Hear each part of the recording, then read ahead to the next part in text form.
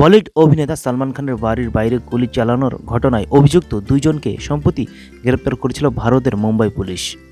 জানা গেছে, বুধবার দুপুরে তাদের মধ্যে একজন পুলিশের হেফাজতেই আত্মহত্যা করেছে।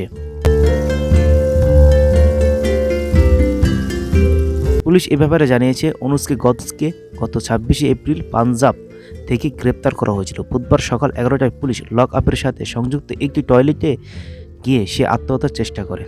তিনি 4-5 জন পুলিশ সদস্যের পাহারায় লকআপে আরও 10 জন বন্দীর সাথে ছিলেন। এরপর পুলিশ যখন তাকে হাসপাতালে নিয়ে যায়, ডাক্তার তাকে মৃত বলে ঘোষণা করে।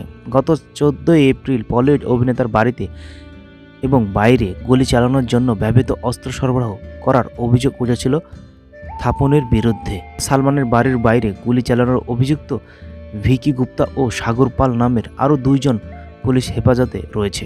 ঘটনার রাতে মোটরসাইকেল এলাকা ছেড়ে যাওয়ার সময় সিসিটিভি ধরা পড়ার পর তাদের গ্রেপ্তার করা হয়েছে।